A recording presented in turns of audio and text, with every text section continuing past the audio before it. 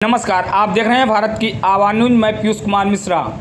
उत्तर प्रदेश की राजधानी लखनऊ में राष्ट्रीय मानवाधिकार सुरक्षा परिषद ने आज गोमती नगर लखनऊ में आयोजित एक प्रेस वार्ता के माध्यम से कोठरी प्रोडक्ट्स लिमिटेड पान पराग पर करीब 500 करोड़ की राजस्व जीएसटी चोरी व सनसनीखेज खुलासा किया है। संस्था ने आरोप लगाया है कि विभागीय अधिकारियों की मिलीभगत और भ्रष्टाचार के कारण यह भारी राजस्व हानि राष्ट्र को झेलनी पड़ रही है। संस्था के राष्ट्रीय अध्यक्ष सुबोध कुमार श्रीवास्तव ने बताया कि संस्था को दिनांक 11 सितंबर 2025 को अनिल कुमार श्रीवास्तव द्वारा स्पीड पोस्ट से प्राप्त पत्र एवं दस्तावेजों के अध्ययन के बाद यह तथ्य उजागर हुआ कि वर्ष 2004 में विभाग ने कोठरी प्रोडक्ट्स लिमिटेड पर 19.37 करोड़ का जुर्माना लगाया था, परंतु तत्कालीन आयुक्त श्री एस.सी. जाना की संलिप्तता और संरक्षण के चलते आज तक कोई वसूली नहीं की गई। संस्था ने बताया कि छापेमारी के दौरान कंपनी के कर्मचारी राजेश शर्मा के आवास से विभिन्न राज्यों में चल रही उत्पाद इकाइयों के राजस्व चोरी और हवाला लेन देन के प्रमाणित दस्तावेज बरामद हुए थे। इस छापेमारी का नेतृत्व तत्कालीन अधीक्षक शशि शेखर ने किया था, परंतु बाद में आयुक्त एस.सी. जाना ने कथित रूप से उन दस्तावेजों को बिना किसी शर्त कोठरी प्रोडक्ट लिमिटेड को लौटा दिया, जिससे करीब 80 करोड़ की जीएसटी चोरी पर कार्रवाई ठप हो गई। संस्था ने यह भी आरोप लगाया कि विभागीय अधिकारियों ने भारी रिश्वत लेकर पूरे प्रकरण को दबा दिया। संस्था ने मांग की है कि तत्कालीन आयुक्त अधीक्षक एवं अन्य संबंधित अधिकारी की आय से अधिक संपत्ति की जांच की जाए। राष्ट्रीय मानवाधिकार सुरक्षा परिषद का कहना है कि यदि इस मामले में शीघ्र दंडात्मक कार्रवाई और राजस्व की वसूली सुनिश्चित नहीं की गई तो संस्था राष्ट्रव्यापी आंदोलन शुरू करेगी और वित्त मंत्रालय मुख्यालय के समक्ष प्रदर्शन करेगी। देखिए लखनऊ से हमारे सहयोगी सुनील सिंह की रिपोर्ट। प्रेस वार्ता आयोजित की गई है, इसके बारे में थोड़ा बताएं। जो कार्यक्रम है किस मुद्दा, कौन सा ऐसा मुद्दा है जिसके लिए प्रेस वार्ता आयोजित की गई है? देखिए, मैं आपको पहले से परिचय बता दूँ। मेरा नाम सुबोध श्रीवास्तव है। मैं राष्ट्रीय मानवाधिकार सुरक्षा परिषद के राष्ट्रीय अध्यक्ष हूँ। बेसिकली एक सामाजिक संस्था है। हम लोग बहुत सारे सामाजिक कार्य करते हैं, सामाजिक मुद्दों को उठाते हैं, लोगों को उनके मानवाधिकारों के विषय में जागरूक करते हैं, मानवाधिकारों को दिलवाने में उनकी कानूनी सहायता करते हैं। सामाजिक मुद्दों के परिप्रेक्ष्य में मुझे एक पत्र प्राप्त हुआ श्री अनिल कुमार श्रीवास्तव जी के माध्यम से, जो डाक के माध्यम से मुझे प्राप्त हुआ।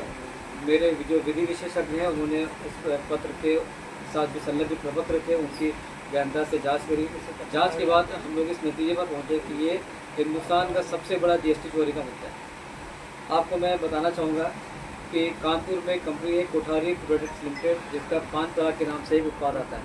सभी वाकिफ़ होंगे पान पराग के नाम से। आज की तारीख पान मसाले का मतलब ही पान पराग है। तो घटना है सन 2002 में वहाँ के जो तत्कालीन कर्मचारी थे श्री अनिल कुमार श्रीवास्तव जी, उनको जीएसटी डिपार्टमेंट के अधिकारियों द्वारा प्रलोभन दिया गया। उनको इस बात के लिए मानसिक तौर पर तैयार किया गया, यदि आप जीएसटी की चोरी की हमको सटीक जानकारी देते हैं तो सरकार के द्वारा आपको इनाम दिया जाएगा। उन्होंने ये देखा कि साहब, क्योंकि कंपनी में काफ़ी बृहद स्तर पर टैक्स की चोरी हो रही थी, जिसमें इनकम टैक्स था, जीएसटी की चोरी थी और बहुत सारी चोरी, हवाला का बहुत कुछ था, बहुत कुछ में नगद लेन देन थे। तो उन्होंने सारे दस्तावेज सरकार को उपलब्ध कराया। सरकार ने वहाँ पर छापा मारा कानपुर में, और कानपुर के साथ साथ अन्य कई जगहों पर छापे मारे गए एक साथ, जिसमें विशिष्ट है कानपुर का रहा। कानपुर की जो छापेमारी की टीम थी उसका जो नेतृत्व कर रहे थे उनका नाम था श्री शशि शेखर जी।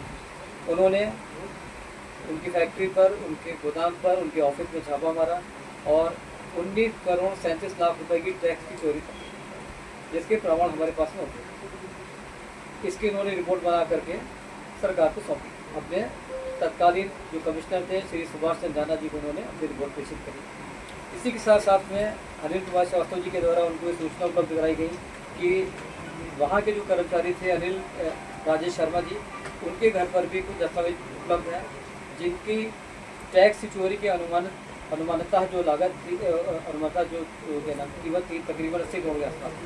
तत्काल वहाँ भी छापा मारा गया सरकार की टीम के द्वारा और 80 करोड़ की टैक्स चोरी के कागज बरामद किए गए। उसमें इनकम टैक्स की चोरी, हवाला का लेन देन, GST की चोरी, ये उसमें सारा था। अब इसमें होता क्या है कि सरकार ने 19 करोड़ 67 लाख रुपए की पेनल्टी तो इम्पोज कर दी उनके ऊपर। उनको टैक्स भरने के लिए उनको नोटिस जारी कर दिया गया और उसका शो कॉज नोटिस जारी कर दिया गया। अब कोठारी बंधुओं को वो 19 करोड़ 67 लाख रुपए पेनल्टी भरनी थी। उन्होंने 19 करोड़ 67 लाख रुपए की पेनल्टी ना भर के उन्होंने मैनेजमेंट शुरू कर दिया। तत्कालीन जो कमिश्नर थे सुभाष चंद्राना साहब, उनसे बहुत ज़्यादा प्रभावित थे। कुछ मेरे पास कोई साक्ष्य तो नहीं है, लेकिन बिना लेन देन की काम नहीं हुआ होगा, में पैसे का लेन देन हुआ होगा। पहली बात तो तत्कालीन कमिश्नर के द्वारा इस मुद्दे को तकरीबन 2 साल तक डिले किया गया जानबूझकर। इसलिए डिले किया गया कि जो कंपनी के मालिकान हैं वो इसके साक्ष्य को मिटा सकें, केस को हल्का कर सकें। तो 2 साल तक इस मुद्दे को डिले कर दिया गया। 2 साल के बाद में श्री सुभाष चंद्राना जी जो तत्कालीन कमिश्नर थे, उन्होंने कोठारी बंधुओं को क्लीन चिट देते हुए 19 करोड़ 33 लाख रुपए की पेनल्टी से बाइज्जत बरी कर दिया। साथ ही साथ में जो 80 करोड़ के दस्तावेज बरामद किए गए थे श्री राजेश शर्मा जी के घर से, उन दस्तावेजों की मूल प्रति जो सरकार के पास जमा थी, जिसके आधार पर ईडी जो हवाला काम देखता है, इनकम टैक्स से जो दस्तावेज थे वो इनकम टैक्स को जाना चाहिए थे, और जो GST के दस्तावेज थे वो GST के अन्य प्रदेशों के अधिकारियों को जाने थे। उन्होंने सारे डिपार्टमेंट के अधिकार अपने में समाहित किए और स्वयं का निर्णय लेते हुए 80 करोड़ के जो टैक्स चोरी के कागजात थे उनको उन्होंने कोठारी बंधुओं को बाइज्जत ओरिजिनल उपलब्ध करा दिए और 19 करोड़ 37 लाख रुपए की टैक्स लायबिलिटी से उनको मुक्त